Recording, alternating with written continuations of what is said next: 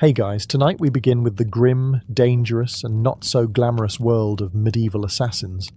Those shadowy figures who crept through castle halls and darkened alleys to change history with a blade and a whisper. While Hollywood makes them look cool, the truth is, being a medieval assassin seriously sucked. So before you get comfortable, take a moment to like the video and subscribe, but only if you genuinely enjoy what I do here. And let me know in the comments where you're tuning in from and what time it is for you. It's always fascinating to see who's joining us from around the world.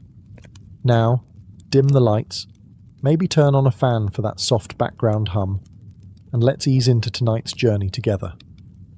Let's be clear, no one in medieval times woke up and said, "You know what? I'd like to stab a nobleman in the throat for 12 silver coins and the honour of hiding in a barrel for 3 days." Becoming an assassin wasn't a career path. It was more like a last stop on the life went horribly wrong train. Most medieval assassins weren't mysterious loners trained in mountaintop temples. They were desperate peasants, disgraced soldiers, ex-thieves with decent aim, or people so far off society's radar they could kill a man and still not be noticed in the census. If you were well off, you didn't become an assassin. You hired one. If you had a title, land, or even a goat to your name, you were in management. But if you'd just escaped debtor's prison, had a reputation for solving problems, and could sneak into a tavern without being seen, congratulations.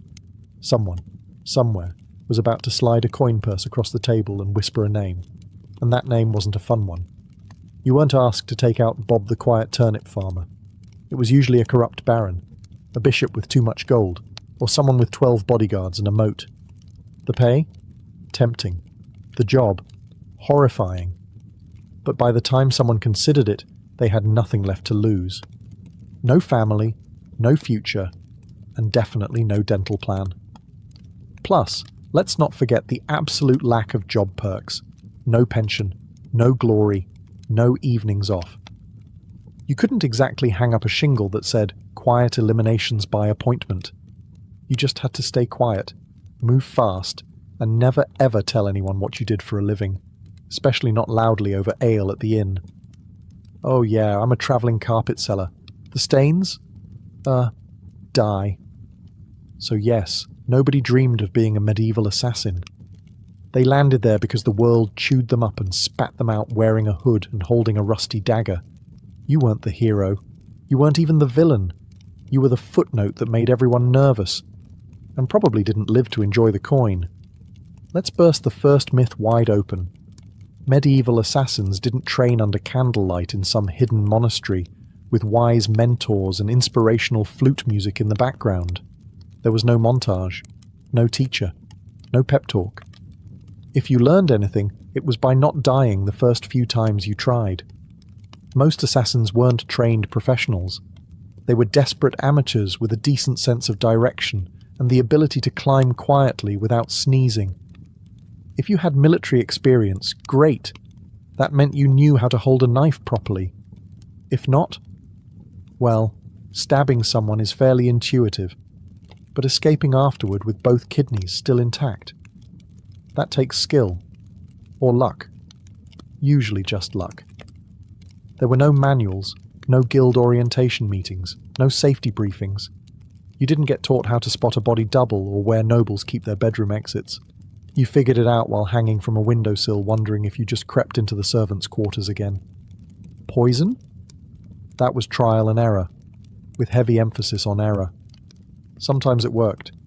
Sometimes your target just got mildly dizzy and more suspicious of his soup. Sometimes you drank the wrong cup. There was no medieval poison control hotline. Just hope, herbal guesswork, and a strong stomach. Sure, if you were lucky, and I mean lottery lucky, you might have picked up some skills from thieves or mercenaries. Maybe an older assassin showed you how to walk without squeaking on cobblestones. But mentoring wasn't standard. It was rare and short-lived, because assassins don't retire, they disappear. Weapons training? Forget it. You weren't carrying a broadsword. You had a dagger you stole off a guard, maybe a garrote if you were feeling fancy, and whatever else fit under your cloak without jingling. So no, you weren't some shadowy martial arts master. You were a guy with calloused hands, quiet footsteps, and a deeply unhealthy relationship with alleyways. Success didn't come from training. It came from survival. You learned how to kill by doing it. Quickly, sloppily, then vanishing before anyone could sketch your face and tack it to a church door. In short, your education was brutal, practical, and offered zero graduation ceremonies. Just bruises, bloodstains, and the creeping realization that you were very much on your own. Let's talk about why you became an assassin in the first place. Coin. Cold, heavy, jangly, deliciously spendable coin. The promise of it is what got you into this. But the reality, you got paid in lies. When someone hires an assassin, they don't want a long-term relationship. They want a one-time service, no paperwork, and ideally no witnesses, including you. They offer you a pouch of silver, half now, half when the job is done. That's if they're feeling generous. But here's the thing. When the job is done is code for after we verify you didn't mess it up, or make us look bad, or leave a trail that leads back to us, or survive long enough to tell anyone about it. So, you do the job. You sneak through shadows, risk your life. Maybe kill a baron in his sleep. Not pretty, not poetic. And when you return... Ah, yes, about that payment. The client fled, terribly sorry. Or worse, they try to kill you. A knife to the gut is cheaper than a bonus. And even when you do get paid, it's never quite enough. Not for the risk, not for the blood, not for the 3 days you spent hiding in a haystack with fleas and moral regret. You get a handful of coins, a curt nod, and a reminder, you were never here. Also, fun fact, some contracts were fake, political traps. You'd be told to assassinate someone dangerous, only to find out it was a decoy with guards waiting. Congratulations, you just walked into a sting operation with your name already carved on the gallows. And even when the deal was real, you couldn't exactly go to court and file a complaint. Your Honour, I'd like to sue Lord Edmund for breach of assassin contract. The only court you'd see was the one where you were the exhibit, so you learned to take what you could, demand payment up front, and trust absolutely no one. Not even the greasy little scribe who swore this job would change your life. It did, mostly by shortening it. Being an assassin meant living on broken promises and vanishing before they broke you. So you've taken the job. You've been lied to about the pay. You're probably going to die. Now let's talk gear. Forget the fantasy novels and sneaky video games. There were no retractable wrist blades, smoke bombs, enchanted daggers, or crossbows that folded neatly into your boot. Your toolkit consisted of whatever you could steal, sharpen, or hide beneath a tattered cloak without clanking. If you were lucky, and I mean found a gold coin in a dead man's shoe, lucky, you had a good dagger. Not ornate, not curved like a dragon's tooth, just sharp, hopefully rust-free, and ideally one that didn't smell like the last guy you stabbed with it. Poison. It existed, sure, but it wasn't as glamorous as a slow drip into a wine goblet. Most medieval poisons were unpredictable, made from plants, minerals, or toad guts. Some worked instantly. Some took hours. Some made your victim vomit for 2 days and then recover, angrier and now very suspicious of stew. Ropes, occasionally useful. You could strangle, climb, or tie something up with one, but you'd better know how to use it fast, because nothing kills the mood like trying to wrestle someone while muttering, "Wait, which knot goes under again?" Bows. Effective, yes, if you had one, knew how to shoot it, and weren't trying to smuggle it through a palace disguised as a flower arranger.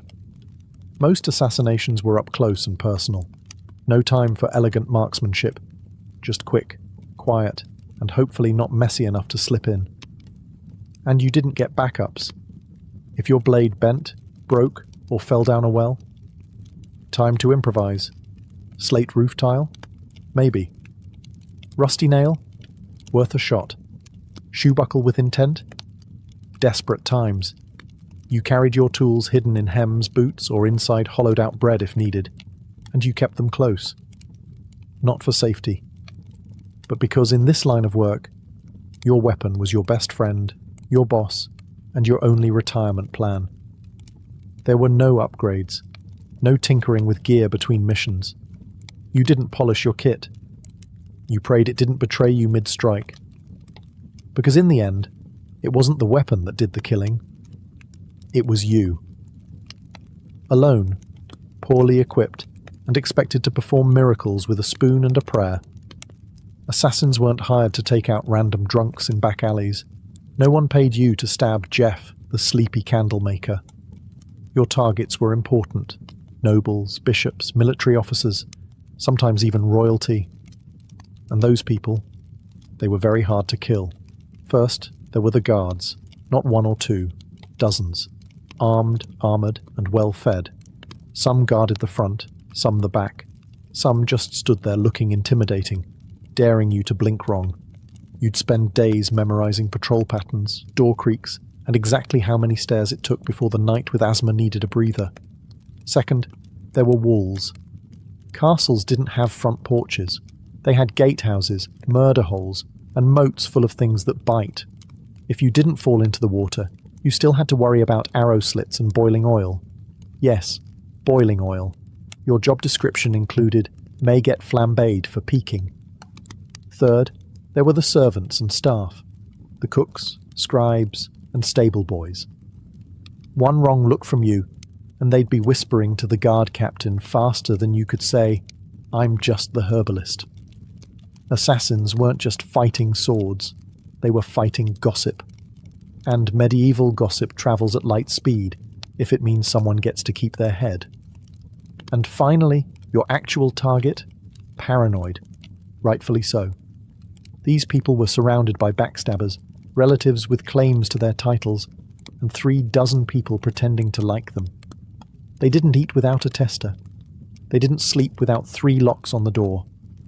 Some even slept in decoy beds or rotated rooms like a deadly version of musical chairs. And don't get excited if you hear they're attending a feast. Yes, they'll be drunk, but so will you.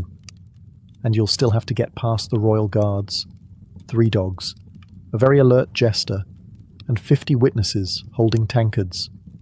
Even getting close to your target could take weeks, posing as a servant, bribing a chambermaid, hiding in barrels. And when the moment finally came, you had one shot. One precise, perfect, non-squeaky, non-bloody, ghost vanish in the night moment. Or you'd become the next public deterrent, swinging from the castle gate with a sign that read, "Nice try." Let's be honest. When you picture a medieval assassin, you probably imagine sleek black robes, leather braces, maybe a mysterious hood billowing in the moonlight. Reality? You looked like a sick goat herder with something to hide. Disguises in the Middle Ages weren't exactly high fashion. You didn't have custom-tailored cloaks or retractable armour. You had whatever you could scavenge. Peasant rags, a monk's robe 2 sizes too big, or the remains of a guard uniform that definitely still smelled like its previous owner. The goal was to blend in, but blending in meant looking like everyone else who hadn't bathed in 2 weeks, limped from old injuries, and had a nervous twitch from malnutrition. You didn't look suspicious because of your cloak. You looked suspicious because you kept adjusting your belt to hide a dagger wrapped in cheesecloth. And forget masks. There were no Guy Fawkes options. Most face coverings just made you look like a leper, which was great for avoiding conversation, but terrible for entering parties. If anyone asked who you were, you had to think fast. "I'm Brother Tobias. I take care of silent prayer and rooftop maintenance." Even assuming you made it past the guards, noble households weren't full of idiots. Servants noticed unfamiliar faces, especially ones that fumbled chamber pots and couldn't name the cook's cat. You were always one, "I've never seen you before," away from being clubbed with a candlestick. And if your disguise did work, congratulations. You now had to stay in character for hours while pretending not to notice all the very stab-worthy people wandering by. Also, wigs. They didn't exist. If you needed to look older or younger, you were stuck smearing dirt on your face, squinting, and hoping no one got close enough to notice that your beard was glued on with honey. The truth was, your disguise didn't protect you. It gave you maybe 5 minutes of confusion. After that, you had to be gone, invisible, or very, very convincing. And if anyone saw through it, well, let's just say no one wants to be the assassin caught in the bishop's laundry room, wearing a nun's habit and holding a sword. Especially not on a feast day. In medieval times, if you were an assassin, you didn't have a team. You didn't have a sidekick with a crossbow, a clever alchemist in a secret lair, or a handler who gave you coded scrolls and warm encouragement. You had you, a rusty dagger, and crippling trust issues. There were no guilds, at least not ones you could actually count on, and if there were whispers of a brotherhood of assassins, it was mostly tavern talk, fueled by mead and boredom. You were more likely to meet a ghost than another professional killer who wanted to network. Why the isolation? Because in your business, the fewer people who knew you existed, the longer you lived. Every contact was a risk, every loose tongue a potential noose. Even your client might not know your real name. And if they did, you were already planning your exit. Companionship? Laughable. Friends asked questions. Lovers noticed bruises, bloodstains, and why you always slept with a blade under the pillow. You couldn't settle down. You couldn't afford to. One mistake, one person recognizing you in a market, and your whole life turned into a sprint for the nearest sewer grate. Even fellow criminals kept their distance. Thieves and smugglers were sociable. You? You were that guy who makes people disappear. They feared you, or worse, saw you as a walking liability. No one wanted to share stew with someone whose occupation could attract a mob with torches. And don't expect sympathy. You couldn't tell anyone how hard it was to sleep after silently strangling a corrupt bishop. If you talked about your job, people assumed you were either lying or dangerous, and they weren't wrong. So you kept your secrets, your scars, and your weapons to yourself. At inns, you sat in the darkest corner, back to the wall, eyes always scanning the door. You never drank too much. You never stayed more than a night. You didn't say your name unless someone paid you first. And even then, it probably wasn't your real one. Being a medieval assassin meant perfecting the art of vanishing. Not just in a crowd, but from every life you never got to have. Let's say you took the job. You planned your route, you bribed the right doorman, you disguised yourself as a very convincing chimney sweep. And then, you froze. Maybe the target turned around unexpectedly. Maybe they were with their child. Maybe you got the shakes at the worst possible moment and your knife hand trembled like a terrified squirrel. Guess what? You're now dead. Because failure, for a medieval assassin, wasn't a slap on the wrist or a bad performance review. It was a public, painful, and wildly theatrical death, often involving ropes, fire, wheels, or sharp iron devices with names like the Bonecracker's Delight. Missing the kill meant blowing the whole operation. Your target lived, and immediately told everyone that someone tried to murder them. Suddenly you weren't a shadow. You were a wanted man with a detailed description, and probably a crude sketch tacked to every tavern wall within 30 miles. And those guards you once snuck past? Now they're motivated. Sometimes it wasn't even your target you had to worry about. It was your client. If you failed, you were no longer an asset. You were a liability. Someone who could be tortured, interrogated, or worse, talk. The very people who paid you would be the first to put out a second contract, on you, and there were no second chances. No. Sorry, the blade slipped. I'll try again tomorrow. You had one shot, one moment in time, and if you blew it, the best you could hope for was to die quickly before anyone found out who hired you.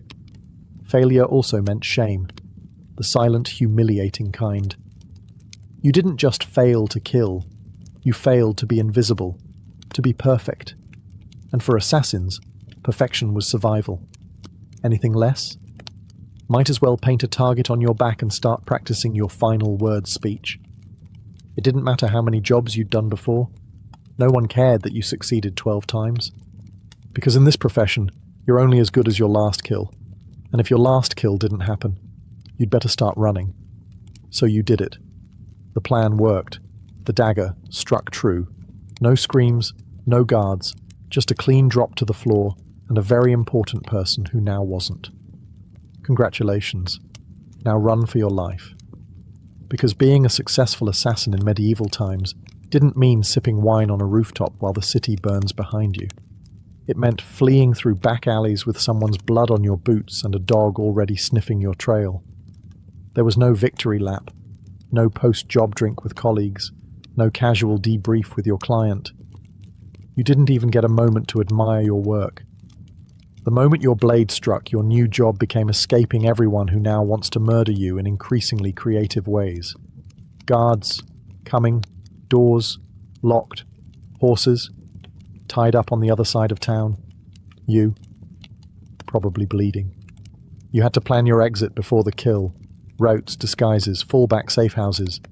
Maybe a boatman who owed you a favour, or at least didn't ask questions. Because the city would go on lockdown within minutes. No one wanted a scandal. And lockdown meant closed gates, armed checkpoints, and a dozen angry men with swords who all just received your rough sketch and the phrase, maybe armed and extremely stabby. And let's talk about the client. Assuming they actually planned to pay you, they weren't going to meet you at a cozy tavern with a smile and a thank you card. They'd probably vanish too, because an assassin who just completed a job is the most dangerous person alive. You knew too much. You'd proven you could get into places others couldn't. So even when you succeeded, you walked away with coin in one hand and a giant target on your back. And what did you win? A week of sleeping in haylofts, bribing ferry captains, shaving your beard in the dark, and pretending your name was Brother Lucian as you tried to blend in with monks heading east. Because success didn't mean survival. It meant starting the whole game over. In a new city, under a new name, with even more people looking for you this time. So yes, you made the kill. Now, run like hell. If being a medieval assassin wasn't already miserable enough, poor, hunted, and sleeping in places that smelled like goat, you also had to deal with the wonderfully creative paranoia of the people around you. Because in the Middle Ages, assassins weren't just feared, they were considered cursed. To the average peasant, you weren't just a killer in a hood. You were some unholy creature who whispered to demons and smeared frog guts on your blade under a full moon. Why else would you be able to sneak past guards and vanish in the dark? Logic wasn't exactly popular back then. But superstition? Oh, that was everywhere. Some believed assassins could shapeshift. Others claimed you were invisible unless bathed in holy water. One popular tale suggested assassins made pacts with forest spirits and could breathe death through walls. Imagine walking through a village and hearing a woman mutter, "Don't make eye contact, he might hex the baby." Even your tools were suspect. Carrying a dagger, clearly it was forged in a cursed forge. Using poison. That wasn't chemistry. That was witchcraft, and you probably stirred it with a severed toe under a blood moon. You'd think this fear might help you. After all, people avoided you, right? But the reality was worse. Superstitious mobs don't hesitate. They don't ask questions. They throw stones, set fires, and shout things like, "Burn him before he calls lightning." Your reputation made people overreact. The second someone died unexpectedly, illness, accident, choking on a chicken bone, someone would whisper, maybe it was a shadow man. Maybe it was him. You could be hunted just for existing in the same village as a suspicious death. That meant you had to keep moving. Always. Stay too long, and suddenly a priest is ringing a bell while 5 angry farmers hold pitchforks like they've been waiting for this moment their entire lives. And heaven help you if you were caught with anything remotely weird. Dried herbs, strange coins, or even a foreign accent. That's all it took for someone to shout, "Sorcerer," and light a torch. In a world that believed monsters wore human faces, being too quiet, too clever, or too fast made you a threat. And in medieval logic, threats had to die, quickly, and preferably on fire. Ah, poison, the assassin's weapon of elegance. A quiet kill, no mess, no screaming, no steel on bone, just a sip, a stagger, a sigh. And done. That's the theory. In practice, poisoning someone in the Middle Ages was like trying to win a bar fight with herbal tea and a bad attitude. First off, poisons weren't reliable. You didn't have access to purified cyanide or a neat little pill labelled fast-acting doom. You had plants, mushrooms, minerals, maybe the occasional toad. You had to gather, grind and pray. And even then, it might just give the target a stomachache and a renewed commitment to his anti-assassin guard team. There was no scientific measurement. You didn't dose precisely. You eyeballed it. A pinch too little, and the noble just vomits and cancels dinner. A pinch too much, and you die from exposure before the first course is served. Also, medieval kitchens were chaotic. You couldn't just waltz in and season the soup with nightshade. You had to bribe or impersonate a cook, sneak in while no one was watching, or, worst of all, try to poison a meal that would go through 3 tasters and a dog. Yes, a dog. And if your victim was a noble, they didn't just eat food, they treated it like a military operation. Meals were tasted, blessed, and sniffed by everyone from the steward to the jester. By the time the food hit their plate, it had passed through more security than a royal wedding. Even assuming you did it, you slipped in the poison, it wasn't detected, and the target actually ate it. The next part was wildly unpredictable. Some poisons took hours. Some took days. 1 minute your mark is laughing at a joke, the next he's clutching his stomach and demanding to see his astrologer.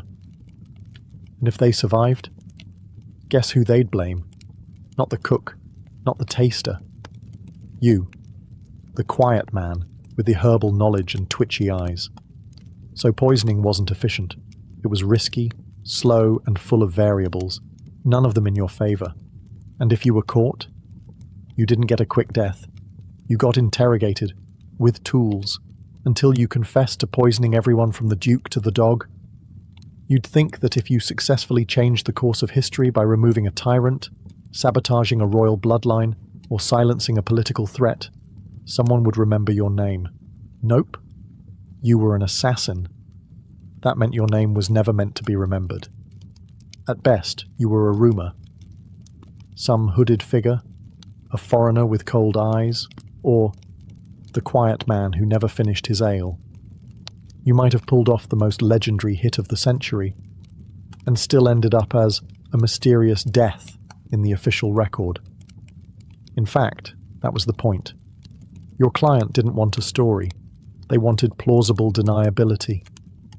The fewer people who knew who did it, the safer they were, and the less likely they were to end up poisoned by their own assassin.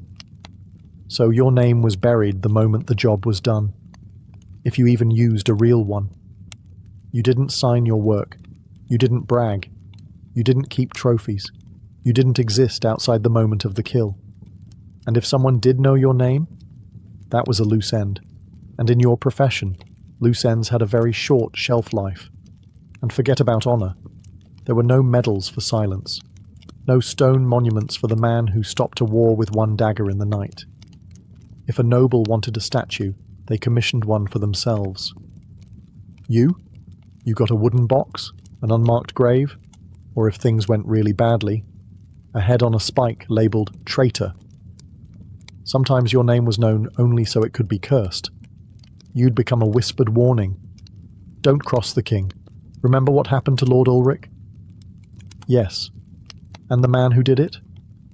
Gone. Like a ghost. That was your legacy. Not fame. Not fear. Just absence. You weren't supposed to leave a mark. You were supposed to vanish. And if you stuck around long enough to be known, that was a fatal mistake. Because in the medieval world, heroes got remembered. Assassins got erased. So you survived. You got the job done. You even managed to get paid. A miracle in itself. Now all you have to do is lay low, keep your head down, and trust that your client will honor the deal and protect your identity. Right? Wrong. Because in the world of medieval assassination, there was one rule even more sacred than don't get caught. Never trust anyone, especially the person paying you. Your client, be they a noble, a merchant, or a bishop with ambition and very loose morals, didn't hire you out of respect. They hired you because they needed something awful done, and you were the sharpest tool in the shadows. Once the job was complete, you became a liability. You knew too much. You knew who wanted who dead, when, why, and possibly how much they were willing to pay for it. That made you dangerous, not just to their enemies, but to them. So what did they do? They ghosted you. They denied they ever met you. Or worse, they sent someone else after you, to clean up, to tie off the contract with something sharper than ink. There were even cases where clients double-booked, hiring one assassin to do the job and another to kill the first one immediately after. No refunds, just reduced risk. And if you dared try to blackmail a client, threaten to expose them, that was bold. And also your final mistake, because powerful people in the Middle Ages didn't negotiate with assassins. They crushed them. If your client had a shred of honor, a rare species indeed, you might get paid and left alone. But even then, you'd still have to assume they were watching you, from a distance, with someone already sharpening steel and memorizing your walk. You were the secret that couldn't talk, the shadow that couldn't stay. Even success wasn't enough to earn trust. Because in their eyes, if you killed once, you could kill again. And no one, not even the person who hired you, wanted to be next. Let's say, somehow, you beat the odds. You survived the kills, the lies, the poisonings, the betrayals. You outlived your enemies, your employers, and probably your own sense of morality. Now what? You retire? Absolutely not. Because in medieval times, assassins didn't get retirement plans. There were no farewell banquets, no quiet cottages by the sea, no pensions paid in gold coins and grateful whispers. You didn't fade into a peaceful life. You vanished, or you died. Often both. The problem was simple. You were never safe. Even if you walked away from the job, your past didn't. You had too many secrets in your head, too many names in your memory, and too much blood on your hands. People didn't want you retired. They wanted you forgotten, which usually meant buried. And even if no one came after you, and that's a big if, you had to live with the constant fear that someone might. That a new assassin, young and eager to prove himself, had just received a contract for a shadowy figure who used to be someone dangerous. So you changed your name. Again. You moved to a village where no one asked questions. You faked a limp, sold herbs, pretended you once worked as a guard. But even then, you didn't sleep well. You avoided crowds. You always sat facing the door. You kept your dagger under the floorboard, next to the pouch of coins you never touched, because it still smelled like the man you earned it from. And you couldn't trust yourself either. Years of silent killings and quick escapes did something to your brain. Every knock on the door made you flinch. Every stranger on the road might recognize you. You stopped dreaming. Because dreaming was dangerous. You couldn't love. You couldn't relax. You couldn't laugh too loud. You lived like a ghost pretending to be a man. The truth was, there was no endgame for a medieval assassin. Just a slow, cold fade into obscurity, always moving, always watching, until one day you slipped into the dark and no one noticed. And maybe that was the best you could hope for. By now you've probably figured it out. Being a medieval assassin wasn't darkly romantic. It wasn't noble. It wasn't even all that profitable. It was a grim, thankless, short-lived career, wrapped in blood-stained linen and followed by a crowd of people who wanted you dead. You wouldn't last. Not a week. Maybe not even a day. Because you'd start with the wrong assumptions. That you'd be sleek, in control, a whisper in the dark. But what you'd really be is cold, hungry, and one bad guess away from the noose. You'd slip into town, cloak pulled tight, ready for action, only to discover that your target moved locations, The guards are drunk but trigger-happy, and the stable boy you paid for information just sold you out for a mug of ale and a piece of bread. You'd freeze at the wrong time, stab the wrong guy, get spotted by someone's maid who once saw your face near the chapel, and suddenly you're not a shadow, you're the problem. Then what? You run.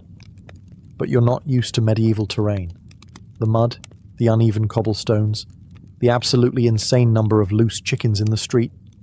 You slip, fall, get tackled by a guard named Thomas, who just got dumped and is looking for an outlet. And let's say you survive that.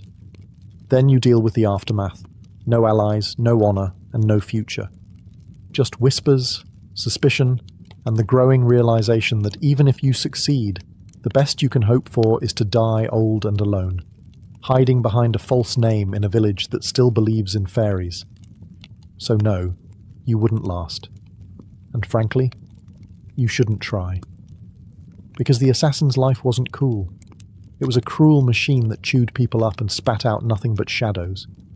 It offered power without peace, and purpose without a place in the world. You didn't make history. You erased yourself from it. And the only thing waiting for you at the end was silence.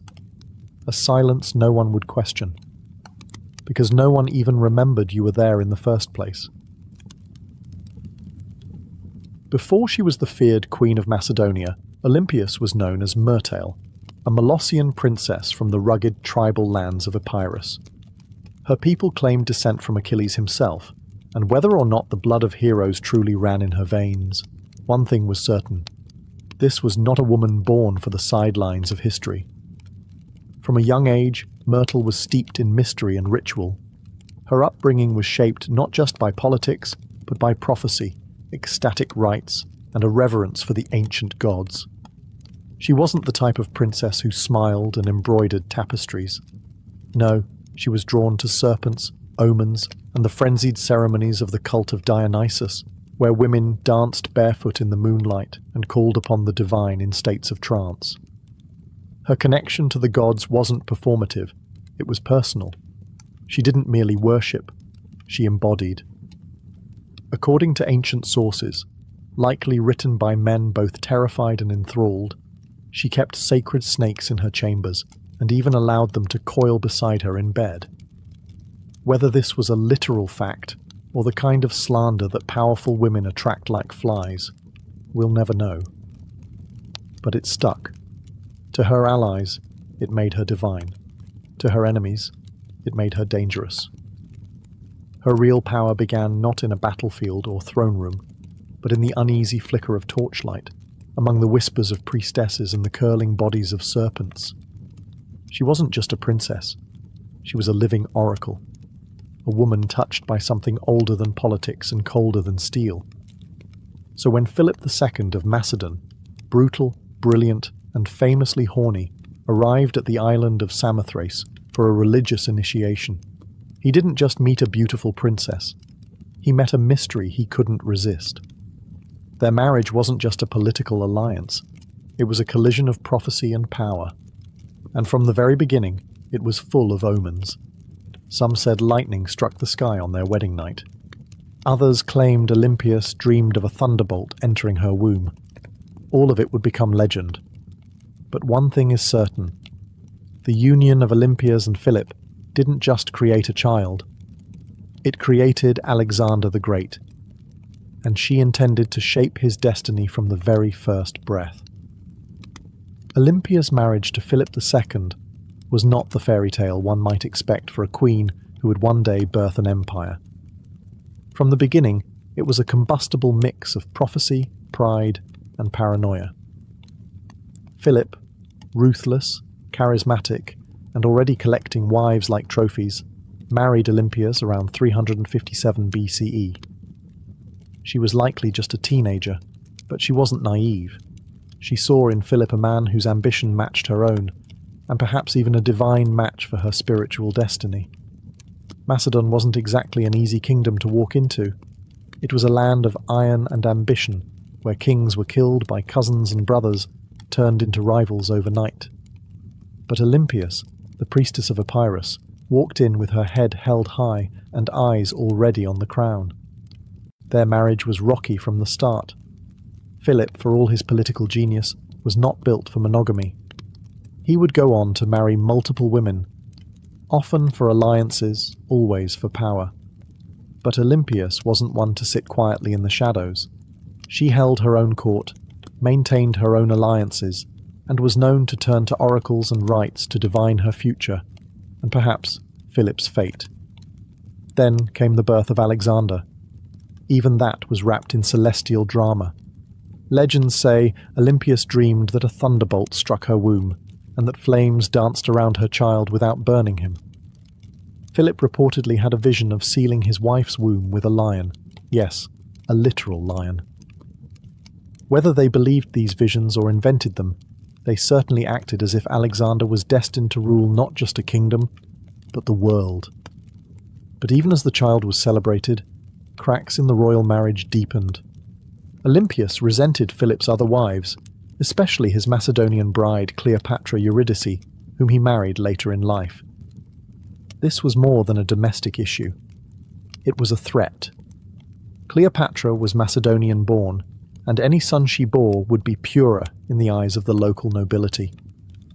A direct threat to Alexander's future. Olympias saw it clearly. The palace wasn't just a home, it was a battlefield, and she would use every snake, dream, ritual, and whisper she had to make sure her son wasn't just remembered, but crowned. She was no longer Myrtle. She was Olympias now, and no one would take her son's throne without facing her wrath. By the time Alexander was a teenager, the Macedonian palace in Pella had become a war zone of veiled insults, political maneuvering, and bitter rivalries.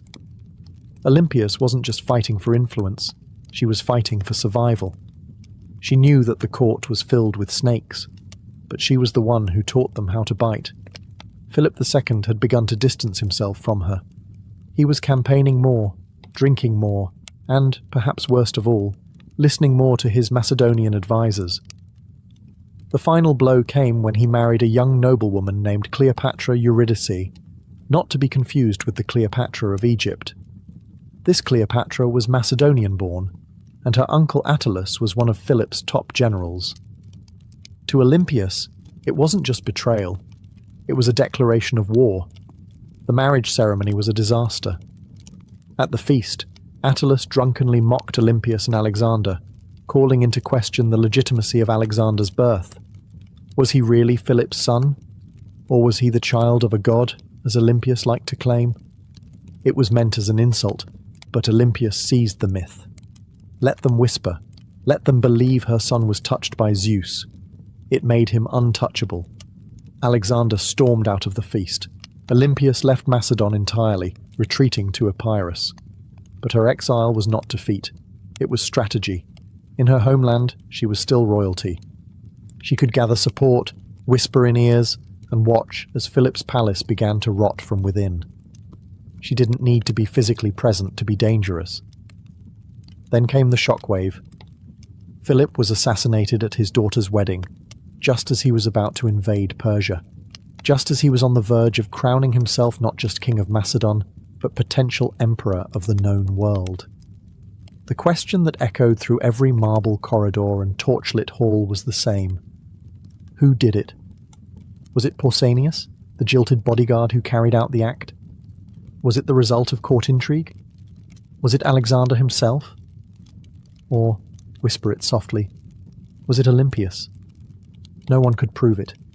No one dared. But many believed it. After all, within days, Cleopatra Eurydice and her newborn child were dead. Murdered, some say, by Olympias herself. The serpent had returned to the palace.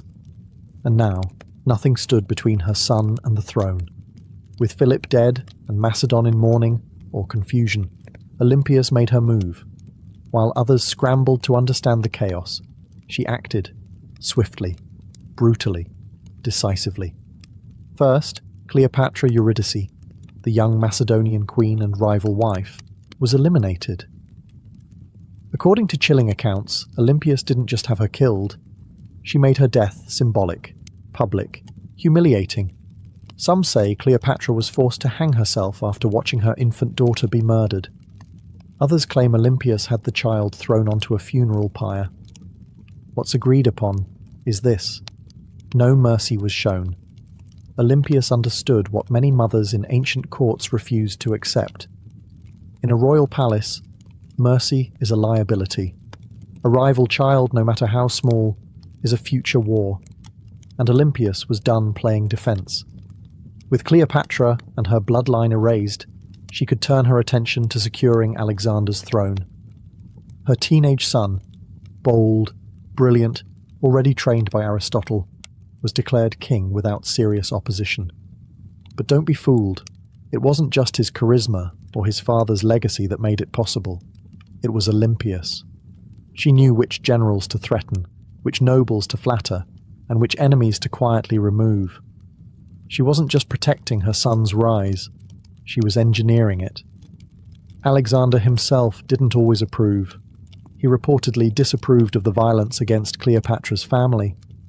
But he also didn't stop it, because deep down, he knew what Olympias had always known. Power demands blood. And in Macedon, bloodlines were both a blessing and a curse.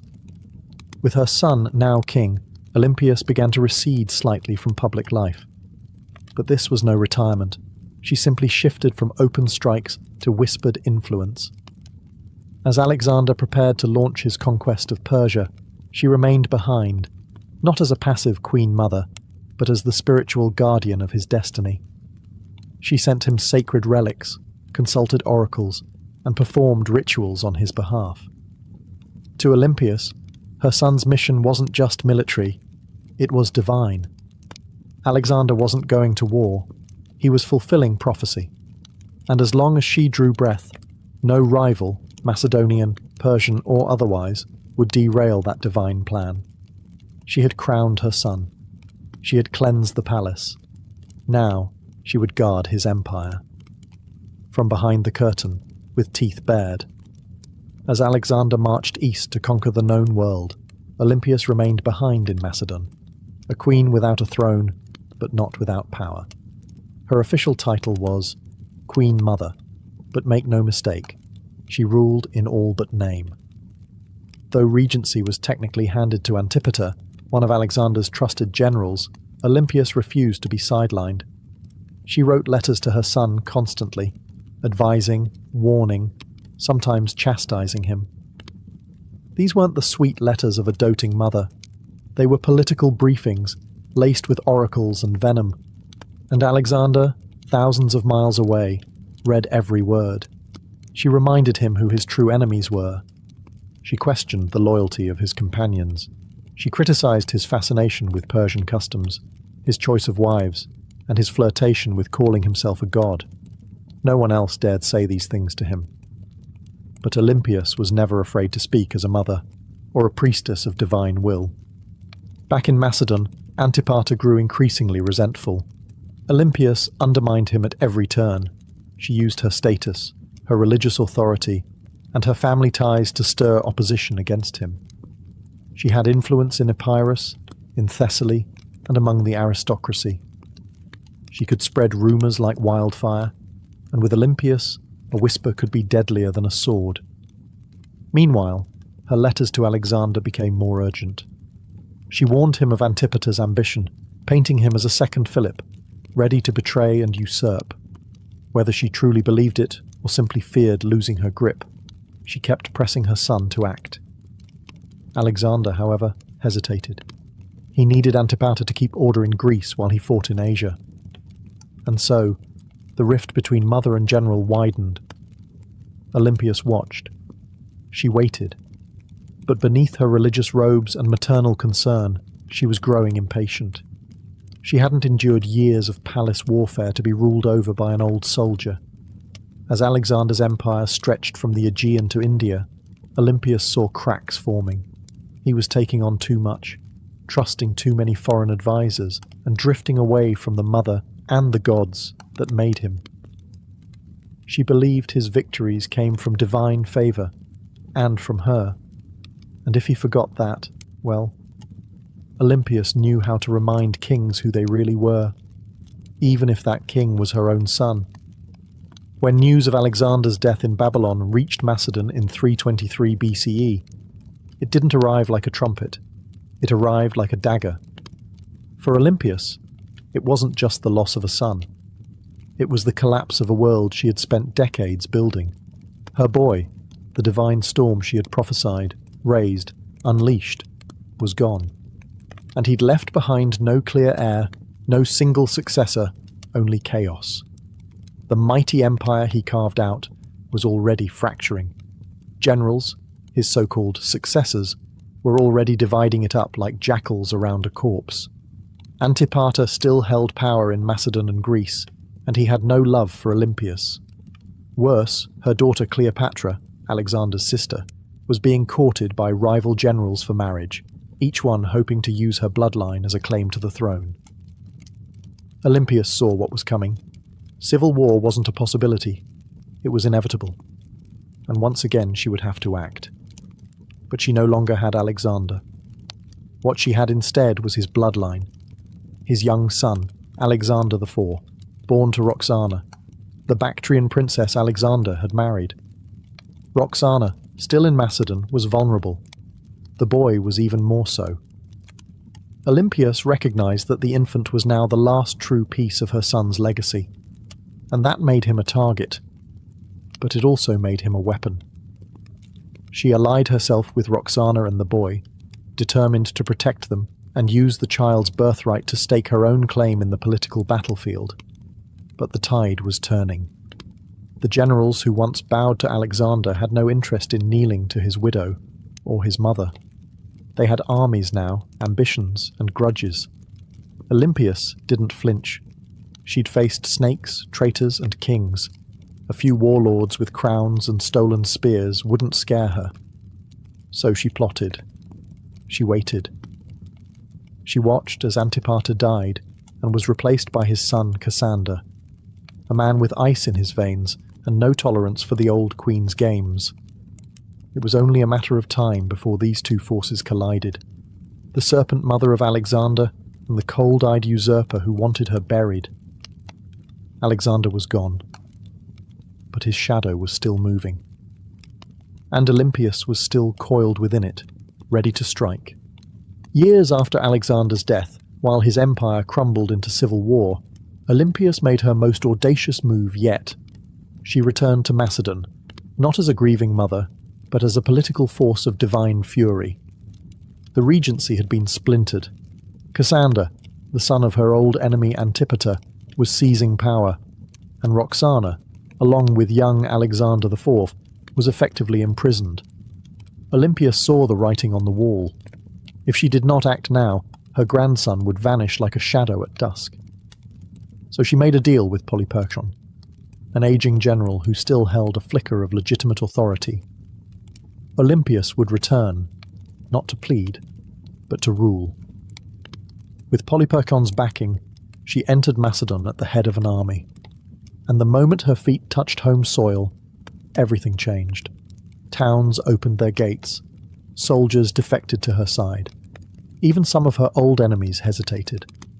Olympias, despite her age, was still a name that shook the ground. Then came her vengeance. One by one she hunted down the loyalists of Cassander.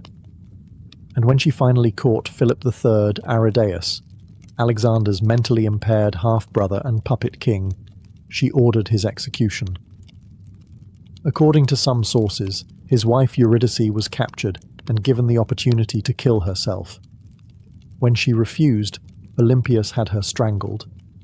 It was brutality veiled in royal protocol, and Olympias, ever theatrical, staged the scene like a goddess delivering justice. Her message was clear: only the bloodline of Alexander had the right to rule. Everyone else was a pretender. For a brief, burning moment, Olympias held the kingdom in her grip.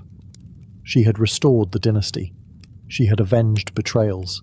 She had reminded Macedon what royal power looked like when wielded by a woman with nothing left to lose. But power, in Macedon, was like fire in dry grass. And Cassander was still out there, calculating, biding his time. He returned with a vengeance. His army outnumbered hers, his resources deeper, his cruelty colder. Her allies began to abandon her. Polyperchon lost influence. The tide turned.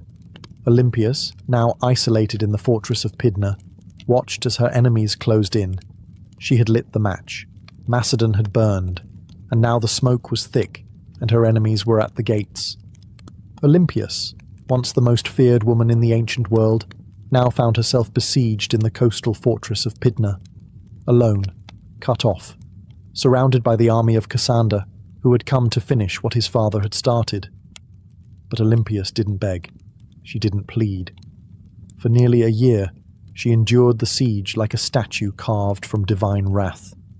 Food ran short. Disease crept in. Allies vanished. Yet within the fortress walls, she maintained the same unshakable presence that had once shaken kings.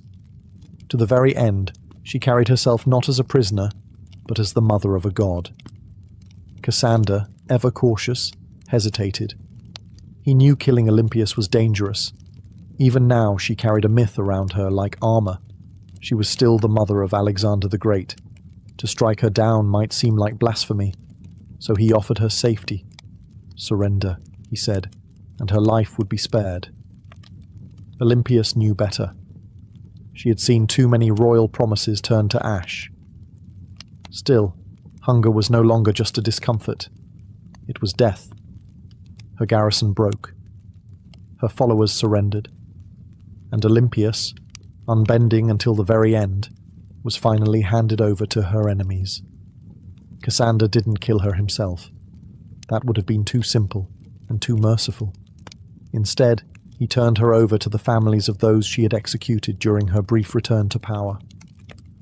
Let them decide her fate. They condemned her to death. But here's the catch.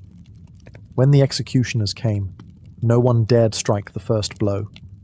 Olympia stood tall, regal, silent, eyes fixed on them like an oracle staring through smoke. These were Macedonians. They had grown up hearing of her rituals, her visions, her snakes. They had once cheered her son as a living god. And now here she stood, a frail old woman cloaked in myth, and not a single man had the courage to swing the sword. So Cassander sent others, foreigners, outsiders, people who had no memory of her power, only orders to follow. And thus Olympias was finally struck down, not with ceremony, not with dignity, but with silence. Her death marked the end of Alexander's bloodline in any meaningful power, and with it, the final ember of an empire founded on divine ambition was snuffed out. But even in death, Olympias left behind a shadow, and history would never forget the Serpent Queen. Olympias died not on a throne, but in the dust, unarmed, abandoned, and executed by the very people she once ruled. But history is strange. It does not always favor the ones who die in silk sheets. Sometimes it remembers those who went down hissing. And Olympias was never meant for quiet history. In life, she had wielded motherhood like a sword and prophecy like a shield. She wasn't just the mother of Alexander the Great. She was one of the architects of his rise. Without her, there is no myth of the divine child, no rituals whispering of thunderbolts and lions, no ruthless purging of rivals that cleared the path for a teenage king to rule the known world. Olympias didn't just give birth to an empire, she defended it with claws. Yet even among the ancient world's most ruthless dynasts, Olympias stands apart. She didn't command armies in the field like Cleopatra, or ride into battle like Boudica. Her battlefield was subtler and colder. It was a world of poison goblets, political marriages, priestesses, and oracles.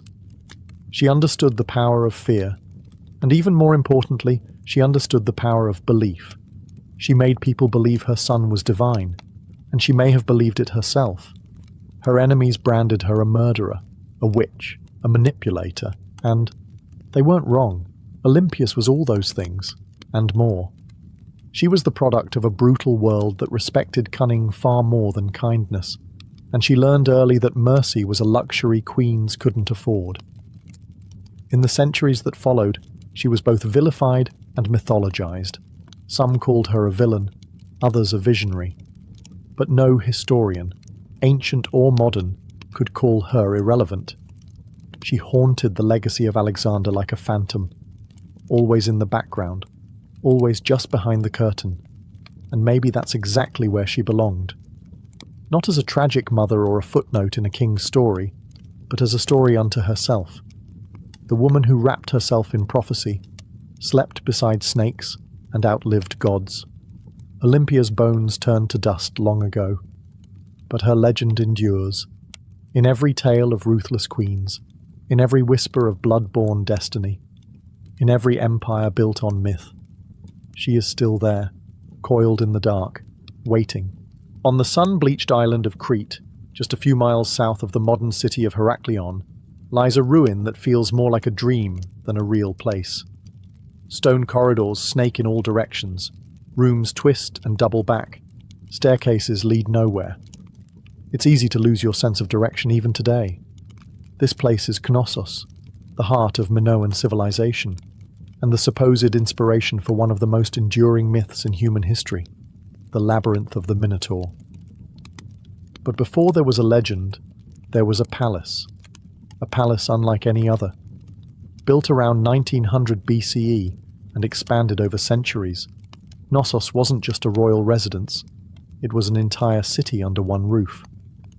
Covering nearly 150,000 square feet, it featured over 1,000 rooms, light wells, storage magazines, shrines, workshops, and what may have been the first flushing toilets in history. It had running water, multi-story apartments, and an intricate system of air circulation. This wasn't a primitive fortress, it was an architectural masterpiece. To modern archaeologists, Knossos looks like organized chaos. To ancient visitors, it probably felt like magic. The man who brought Knossos into modern awareness was British archaeologist Arthur Evans. In the early 1900s, Evans excavated the site and quickly became convinced that this was the origin of the Greek labyrinth myth. The layout was disorienting, the architecture deeply symbolic, and everywhere he turned, he found motifs of bulls, painted on walls, carved into stone, or sculpted into tiny golden charms. The bull, after all, was sacred to the Minoans. Evans even went so far as to name the civilization after the mythic king Minos. Whether Minos was real or not, his legend became inseparable from the ruins. But here's the twist. No one's found a literal labyrinth. No underground maze, no prison chambers, no half-man monster. What we have instead is something far more mysterious. A city designed in loops, wings and layers, deliberately difficult to navigate. And the deeper you go, the more the lines between history and mythology blur. So the question remains, was the Minotaur born from these walls, or was the palace itself the monster? Knossos may not give up its answers easily, but it's very good at making us ask the right questions. The myth is as famous as the ruin. A monstrous half-man, half-bull, trapped in a labyrinth so complex that no one who entered ever found their way out. Only Theseus, the Athenian hero, managed to kill the beast and escape, thanks to a ball of thread and the cunning of Princess Ariadne. But where did this story come from? And why a labyrinth?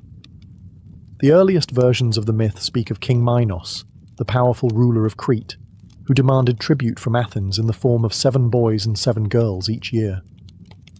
These unfortunate souls were fed to the Minotaur, a creature born from divine punishment and shame.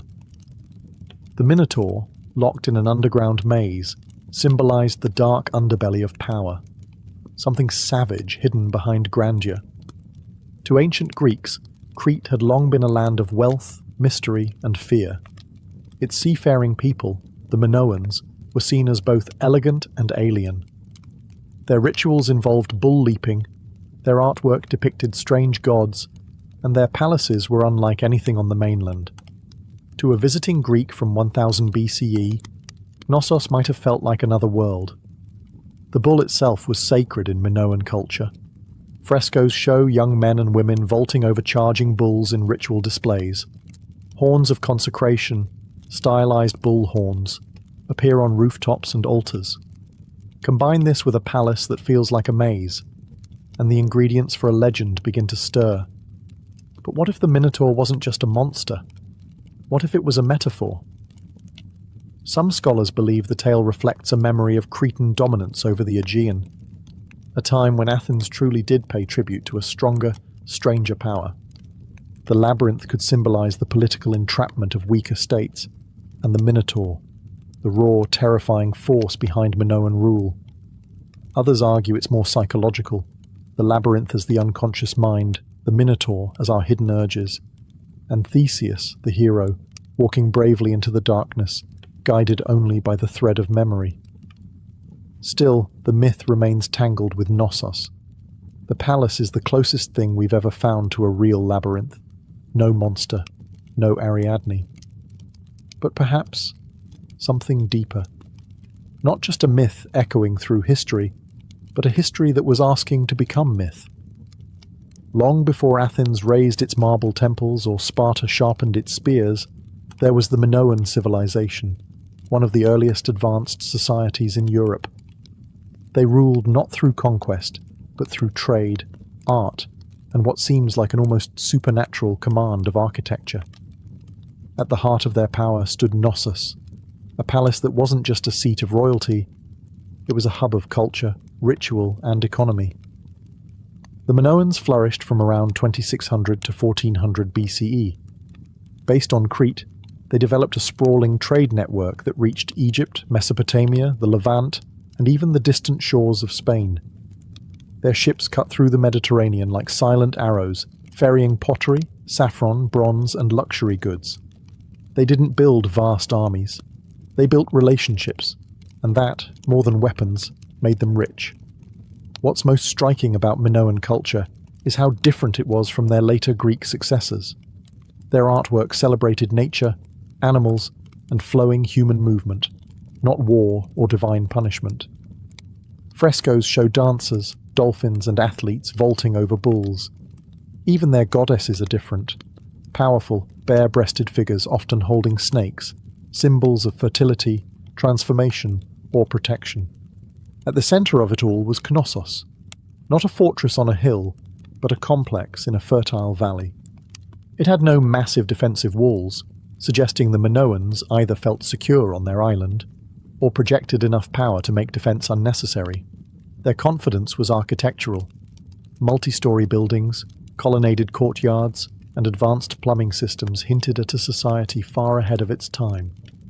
And yet, for all their sophistication, the Minoans left behind no deciphered written records. Their primary script, Linear A, remains unreadable to this day. We don't know what they called themselves. We don't know what their kings believed, what prayers they spoke, or what truly happened behind the walls of Knossos. All we have are their ruins, their art, and their influence, absorbed later by the Mycenaeans and echoed in Greek myths. The Minoans were not just builders of palaces, they were architects of mystery. And Knossos wasn't merely a building, it was the beating heart of a civilization that shimmered for a moment like sunlight on the Aegean, and then vanished. But some say their echo still wanders the maze. To walk through Knossos is to walk through time, layered, confusing, beautiful time. It's not just the scale that overwhelms you, it's the design. Rooms lead to rooms, corridors split and vanish, light wells cut through the heart of the building, stairs spiral into shadows, or emerge suddenly into sunlit courtyards. Nothing moves in a straight line. It's not hard to see why ancient visitors might have whispered, labyrinth. Knossos wasn't just a palace, it was a living organism. Spanning an estimated 150,000 square feet, the complex contained over 1,000 chambers, some tiny, some grand. These weren't randomly placed rooms. They were purpose-built. Workshops, storage spaces, shrines, apartments, and throne rooms, all arranged around a large central courtyard that may have hosted public ceremonies or bull-leaping rituals. The palace was built on multiple levels, up to 4 or 5 stories tall in places, using natural slopes and artificial terraces. To navigate it without getting lost, you'd need memory, instinct, or a thread like Theseus. And yet, this apparent chaos hides a remarkable intelligence. The Minoans mastered passive ventilation, cooling rooms through air shafts and open stairwells. They funneled rainwater through clay pipes and had toilets that flushed long before Rome made it fashionable. One of the most iconic areas is the so-called throne room, named for the alabaster chair built into the wall, flanked by benches. Around it are frescoes of griffins, mythical guardians. Was this the seat of a priest-king? A goddess's chamber? A sacred court? No one knows for certain. And the walls, they speak in colour. Vibrant frescoes show dolphins swimming above bathtubs, women in elegant flounced skirts with bare chests, youths leaping bulls mid-air. The art wasn't just decoration, it was identity. Fluid, natural, deeply connected to earth and sea. Still, the deeper you go, the more Knossos begins to disorient. Some parts seem intentionally complex, like they were designed to confuse. Maybe that's the root of the labyrinth legend. Not a prison for monsters, but a palace that felt alive. A building that invited awe, ritual, and just a touch of fear. No locked doors, no mythical beasts. Just a place built to make you question where you were and what was waiting around the next corner. Knossos wasn't just an administrative centre or royal residence. It was a place of worship, an architectural expression of the Minoan soul, steeped in ritual, myth, and divine mystery. Unlike later Greek temples, there are no towering columns to Zeus or marble shrines to Athena. Instead, the spiritual world of Knossos is more subtle, woven into the fabric of the building itself. Shrines hide in corners. Pillars rise like sacred sentinels. Horns, stylized, carved, symbolic, appear on rooftops and altars. Everywhere you look, the bull motif dominates, suggesting a powerful connection between worship, the natural world, and this revered animal. The Minoans didn't seem to fear the bull. They celebrated it. The famous bull-leaping fresco in Knossos isn't just athletic art. It may depict a religious rite. Young men and women vaulting over a charging bull, locked in a dance of danger and grace. It wasn't sport. It was sacred theatre, possibly an offering to the gods, or a symbolic triumph over chaos. Then, there are the snake goddesses. Discovered in storerooms beneath the palace, the snake goddess figurines are among the most iconic Minoan artifacts. Bare-breasted, arms raised, with serpents coiled in their hands or around their bodies, these figures radiate power. They are not submissive idols. They are guardians of the household, fertility, and perhaps life itself. To the Minoans, snakes symbolized renewal, rebirth, and mystery, creatures of both earth and underworld. The rooms where these objects were found hint at household shrines or ritual spaces, quiet, sacred corners hidden among the palace's bustling heart. Combined with the frescoes, the horns, the altars, and the labyrinthine corridors, the entire complex begins to feel like a ritual machine, a structure built not just for living, but for connecting with the divine. There is no centralized temple at Knossos because the palace itself was a temple. Its layout, art, and design were all part of a spiritual worldview where boundaries between sacred and secular didn't exist. This was a place where myth was architecture, where a corridor could become a passage to the gods, and where every echo in the stone chambers may have once been a whispered prayer. Knossos didn't just house people, it housed gods. For centuries, Knossos stood as a beacon of prosperity, innovation, and cultural sophistication. But then, something happened. Something sudden. Something no one can fully explain. By around 1400 BCE, the palace was abandoned, the frescoes left to fade, and the Minoan civilization that once ruled the seas had vanished like mist over the Aegean. So, what happened? Theories abound. Some point to nature. Around 1600 BCE, the volcanic island of Thera, modern-day Santorini, erupted in one of the largest explosions in human history. The blast was so massive it likely caused tsunamis that battered Crete's northern coast, devastating ports and farmland. Ash clouds may have blocked the sun, choking crops and disrupting the climate. While Knossos wasn't immediately destroyed, the aftermath of Thera's eruption may have shaken the foundations, economically, politically, and spiritually. Others look to war. By 1450 BCE, the rising power of the Mycenaeans, mainland Greeks, may have taken advantage of Minoan weakness. Archaeological evidence suggests Knossos was reoccupied briefly, but the culture had changed. The art became more martial. Linear A, the Minoan script, was replaced with Linear B, used by Mycenaean scribes. The palace that once thrived with snake goddesses and bull dancers now whispered in a foreign tongue. Some scholars believe the Mycenaeans didn't invade in a single conquest, but gradually absorbed the island, first through trade, then influence, and finally rule. Others argue that internal collapse, a civil uprising, political instability, or the failure of the elite may have contributed just as much. What's striking, though, is how little violence is evident in the ruins. There are no charred skeletons, no signs of mass slaughter. Knossos didn't fall with a scream. It fell with a whisper. The great palatial system simply stopped. The rooms went quiet, the rituals ended, and nature slowly crept back in. By the time Homer sang of Crete in his epics, Knossos was already ancient myth, a memory tangled in stories of kings, monsters, and labyrinths. And maybe that's fitting, because what killed Knossos wasn't just eruption or invasion. It was time, and the way all great things, no matter how beautiful, eventually vanish beneath the weight of new empires. But the bones remain, and if you listen closely, the maze still hums beneath the earth. For thousands of years, Knossos lay buried beneath the Cretan soil, just another mound of stone lost to time.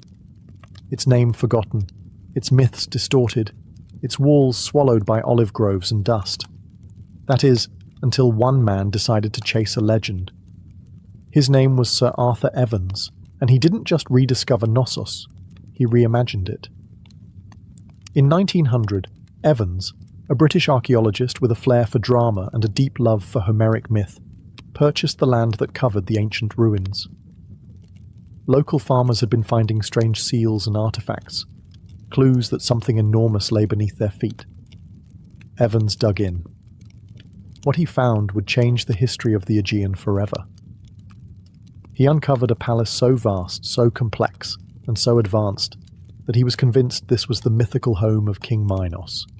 The frescoes, the horns, the sheer architectural strangeness of the site, it all pointed in his mind to one thing: the labyrinth. Evans wasn't just an archaeologist, he was a storyteller, and sometimes a controversial one. He named the people who built Knossos the Minoans after Minos. He interpreted symbols, reconstructed frescoes, and restored parts of the palace using reinforced concrete, a move that has drawn both praise and criticism. Some call it visionary, others call it vandalism, because what you see today at Knossos is partly ancient ruin and partly Edwardian imagination. Still, Evans did what no one else had dared. He brought Knossos back to life. He gave Europe a glimpse into a Bronze Age world far older than classical Greece, a civilization of art, mystery, and maritime elegance. He also unearthed the still undeciphered Linear A script, opening new questions about language, literacy, and the limits of our historical understanding. But Evans did more than excavate stone.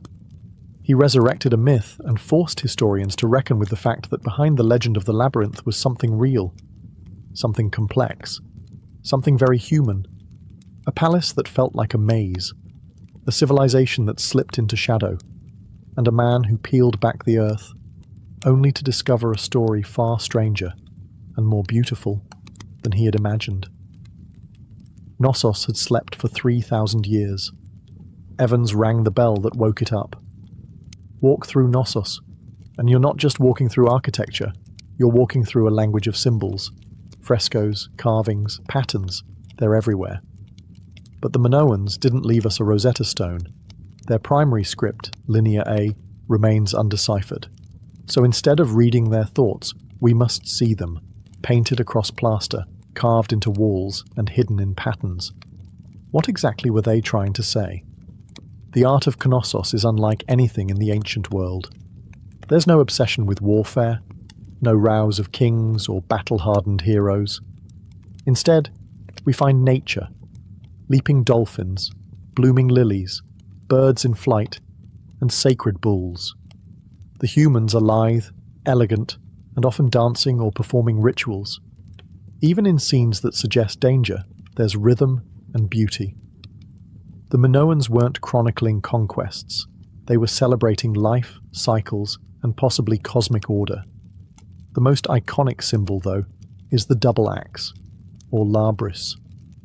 Found throughout Knossos, in shrines, on frescoes, even etched into stones, the double axe is believed to be a religious symbol, possibly tied to female divinity or celestial cycles. Some suggest the very word labyrinth might derive from labrise, making the labyrinth not a maze at all, but a house of the double axe, a sacred space, not a trap. Then there are the horns of consecration, stylized bull horns placed atop walls and altars. These may have been religious markers, separating sacred space from the mundane.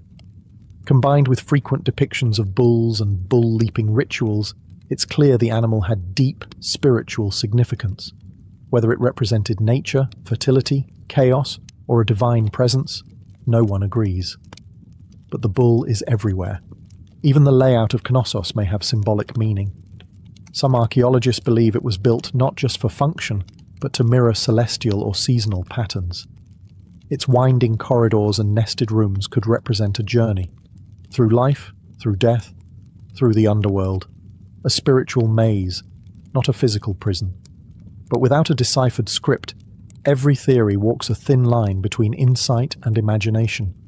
The Minoans spoke in symbols, not stories, and so we're left to interpret. What is Knossos saying? We hear the rhythms, we see the images, but the meaning? That remains just out of reach, like a thread unraveling into myth. Knossos is a ruin, yes, but it doesn't feel dead. Walk its corridors today and you'll sense something humming just beneath the surface. Not ghosts, not gods, but echoes of myths, of lives, of questions that refuse to go away. Thousands of years after its fall, Knossos still holds us in its maze. Tourists wander its halls, archaeologists dig for answers, and writers spin new tales inspired by its shadow. The Minotaur may be myth, but the feeling of the labyrinth is real. We don't know who ruled Knossos. We don't know the names of its kings, queens, or priests. We don't know the prayers they whispered, or the laws they lived by, but we know they loved beauty. We know they worshipped nature. We know they understood balance between architecture and art, between ritual and reality, and we know they were the first.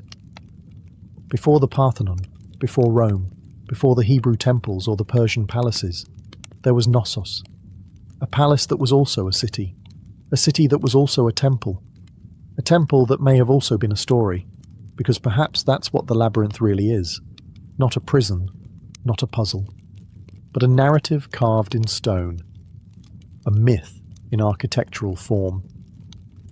The legend of the Minotaur didn't arise from nothing.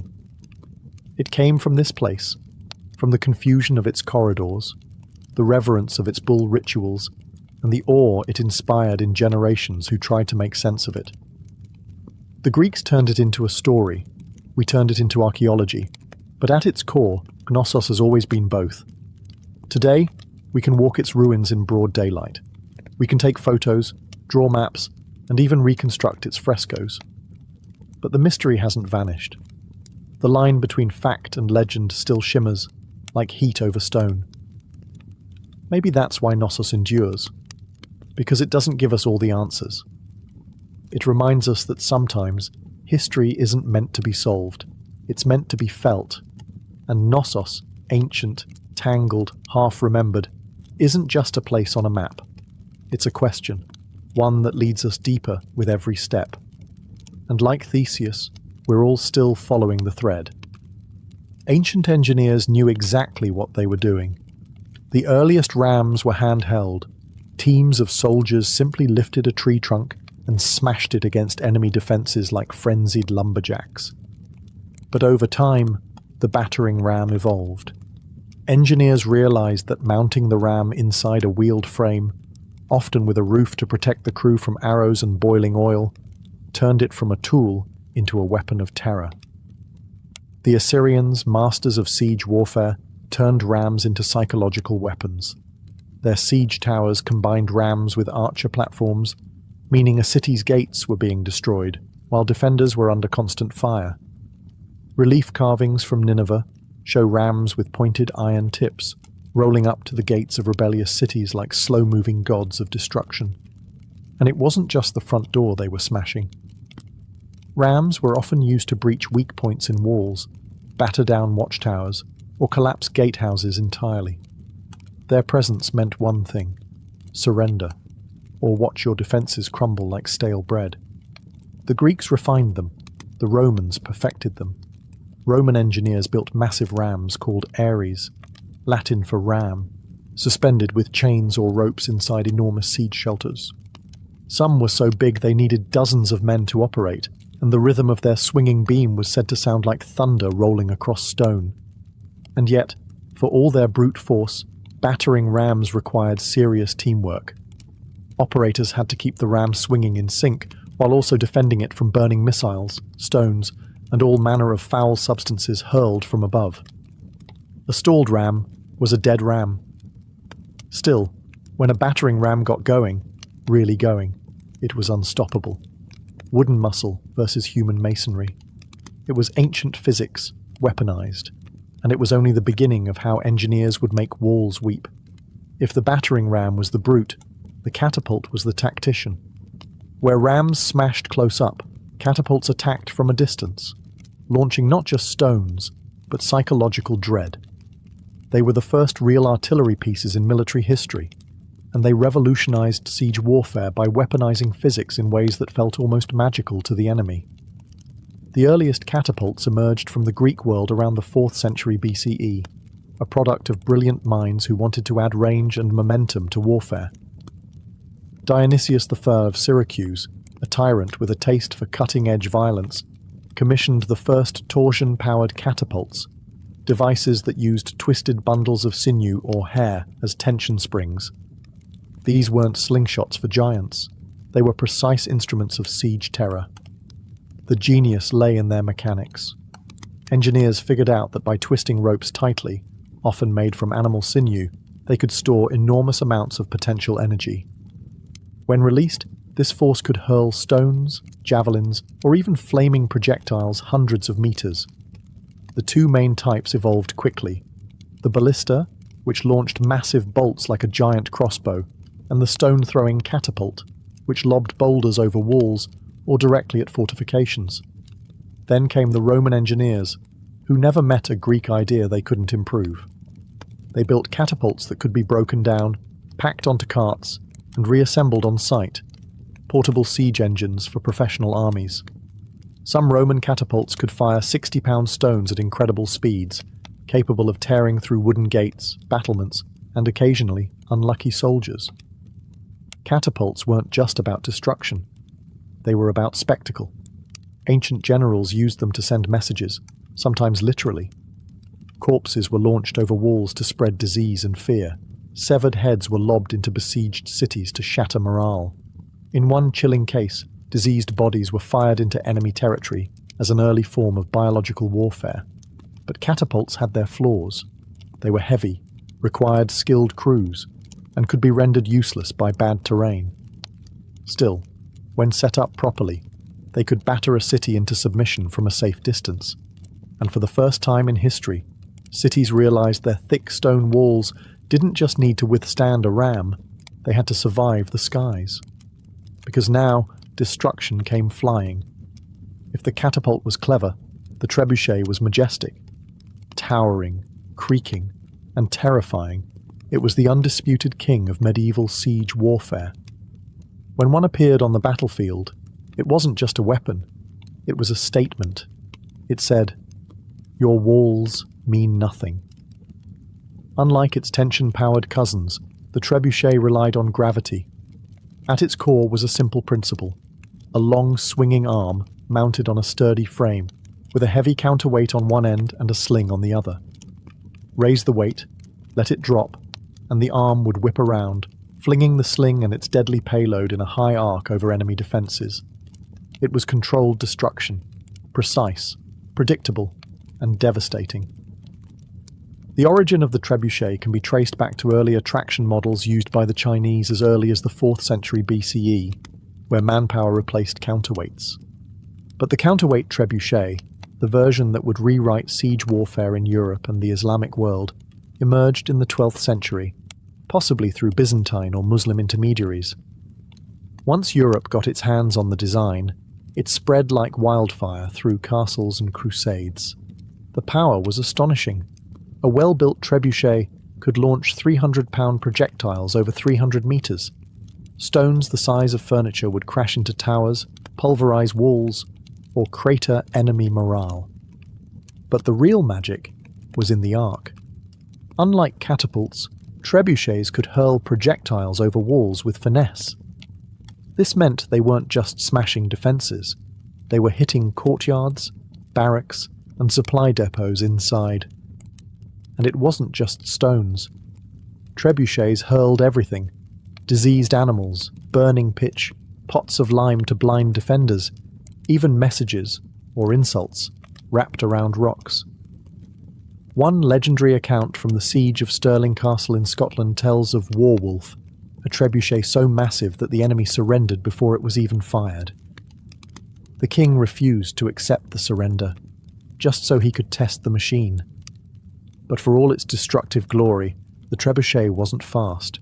It took hours to build, minutes to reload, and demanded skilled engineers. Still, no other siege weapon combined range, force, and psychological horror quite like it. It was the medieval version of a slow-motion hammer from the heavens.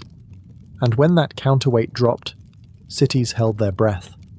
While catapults launched from afar and battering rams smashed the gates, siege towers took a more personal approach. They rolled right up to the enemy's front door and dropped off armed invaders. Imagine a wooden skyscraper on wheels, covered in wet hides to prevent fire, bristling with archers and spearmen. That was the siege tower, the ancient equivalent of an armoured personnel carrier and a mobile fortress in one. And when one of these started rumbling toward your city walls, you knew that the real fight was about to begin. Siege towers weren't subtle.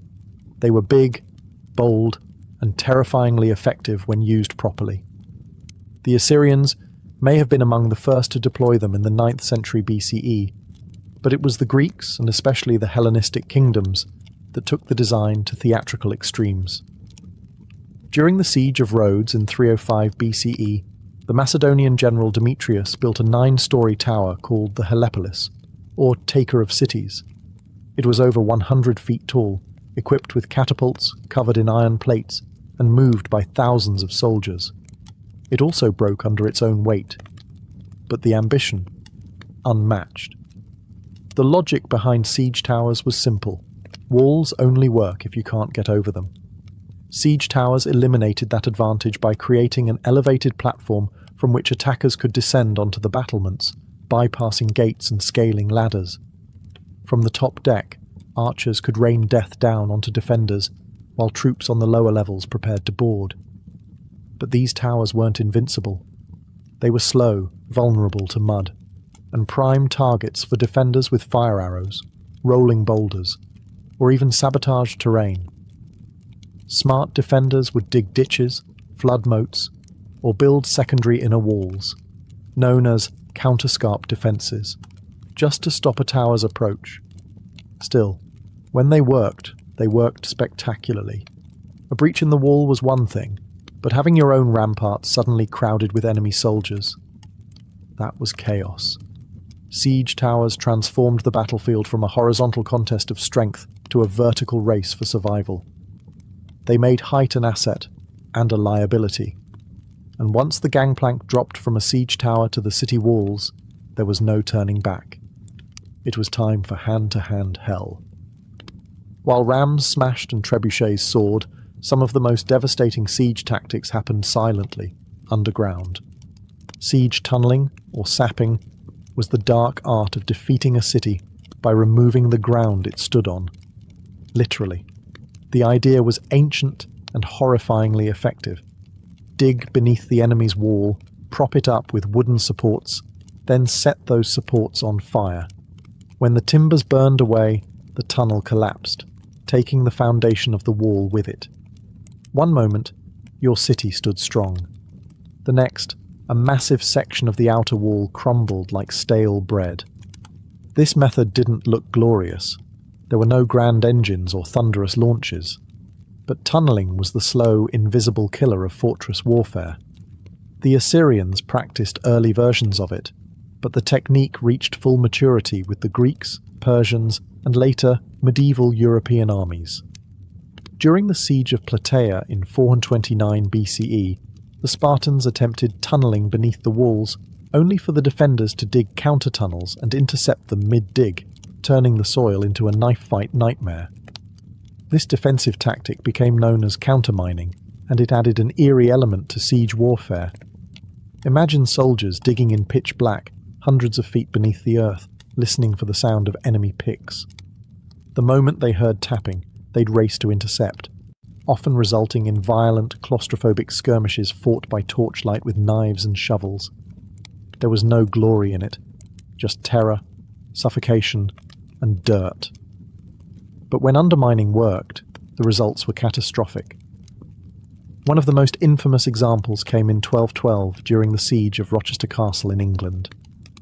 King John's forces tunnelled beneath the southern wall, packed the mine with pig fat, and set it ablaze. The supports collapsed, bringing down the entire tower above. The defenders were stunned, and soon after, surrendered. By the 13th century, siege engineers became specialists in identifying weak foundations, measuring the soil's behaviour, and planning collapses with terrifying precision. They were geologists and demolitionists rolled into one. And though tunnelling required time, labour, and a bit of madness, it proved one truth about siege warfare. If you couldn't go over the wall, and you couldn't go through it, you could always take it down from below. Not all the drama of siege warfare came from the attackers. For every ram built or tower rolled forward, defenders had their own deadly tricks, and sometimes those tricks were hot. Let's start with the most terrifying of them all, Greek fire. Developed by the Byzantines around the 7th century CE, Greek fire was a mysterious, napalm-like substance that could stick to ships, walls, and flesh, and kept burning even on water. Sprayed from siphons or hurled in clay pots, it created scenes of pure chaos. To this day, no one knows exactly how it was made. The formula was so secret that it died with the empire. But its effects? Legendary. Entire fleets were reduced to flaming skeletons within minutes. And that was just the start. In more low-tech defences, boiling liquids were the go-to weapons of choice. Boiling water, oil, or sand would be poured from murder holes, those quaint openings in the ceilings of gateways or towers, directly onto invaders below. Oil was especially feared.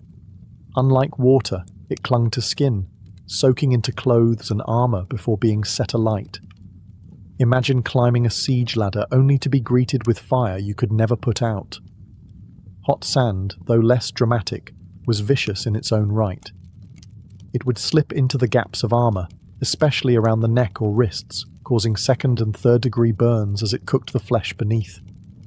It didn't look impressive from a distance, but it turned bold warriors into screaming wrecks in seconds. Defenders also relied on the good old laws of physics. Gravity became a weapon.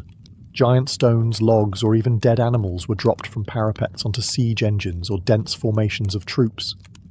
The goal wasn't just to kill, it was to break the machines and morale at once. And then there were traps. Hidden pits, collapsing bridges, spiked barricades. Castles became puzzles of pain, designed to slow, confuse, and punish. All of this served one purpose: delay. Every minute a wall held was a minute closer to enemy supply lines running thin, to disease spreading in camps, or to reinforcements arriving. Siege warfare was a game of attrition. And while the attackers had physics on their side, the defenders had creativity and a whole lot of boiling rage. In siege warfare, raw destruction was only half the goal. The other half was psychological domination, breaking the will of the defenders before the walls even came down.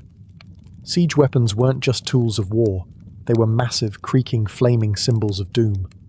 Every groaning wheel of a siege tower, every arcing boulder flung by a trebuchet, was designed to plant one seed in the minds of those behind the walls. You are not safe. Ancient commanders knew this. The Assyrians paraded their siege engines openly, dragging them across deserts with grand fanfare. The Romans built their siege camps right in view of the enemy, letting defenders watch as battering rams were assembled and catapults tested. Siege was theatre, and fear was part of the script. Sometimes the payloads themselves carried a message. Severed heads of messengers or generals would be launched over the walls, often still wearing their armour. At the siege of Constantinople, defenders were bombarded not only with rocks, but with bodies, diseased corpses launched to spread panic and plague. During the Mongol siege of Kaffa in 1346, it's believed that hurling plague-infected corpses over the walls helped trigger outbreaks of the Black Death in Europe. The trebuchet wasn't just a weapon, it was an announcement. When one of these giants was rolled into place, everyone inside the fortress could hear it before they saw it. The creaking of winches, the grinding of ropes, the heavy thunk of the counterweight, like the heartbeat of an incoming storm. But the most dangerous part, the unknown. You never knew what was coming next. Would it be a rock, a barrel of fire, a rain of arrows, or just silence, ominous, heavy silence as engineers adjusted their aim? Even the sounds became psychological weapons. The rhythmic thump of a battering ram, or the sudden silence before a shot would drive defenders mad with anticipation. For commanders, the goal was to create despair, to convince the enemy that resistance was pointless, that their gods had abandoned them, that their walls were nothing but temporary obstacles in the path of fate. And when that mental dam finally cracked, the gates often opened without a fight, because in siege warfare, sometimes the mind collapsed before the masonry. As gunpowder thundered onto the battlefield in the late medieval era, the age of traditional siege engines came to a slow, splintering end. But their legacy didn't vanish. It evolved. The invention of cannons changed everything. A single well-placed shot from a cannon could do in seconds what a trebuchet took hours to achieve. Stone walls, once considered impenetrable, became liabilities. By the 15th century, the great castles of Europe were crumbling not from undermining or fire, but from iron balls crashing through their parapets. Siege warfare had entered its next phase, explosive, brutal, and deafening. And yet, the principles laid down by ancient siege engineers never disappeared. Modern artillery still owes a debt to the catapult and trebuchet. Every ballistic missile and long-range howitzer is just a high-tech descendant of the same question. How do you break what's meant to be unbreakable from a distance? Physics, trajectory, tension, and force, all discovered, tested, and perfected centuries before gunpowder ever entered the story. Even military psychology today, shock and awe, overwhelming firepower, visible dominance, has its roots in ancient siege tactics. Those towering siege engines, rolling forward with flags snapping in the wind, were the original shock and awe. They weren't just about breaching a wall, they were about breaking the spirit of a city. You can still see their legacy etched into the ruins of ancient cities. At Masada, where Roman siege ramps still scar the desert.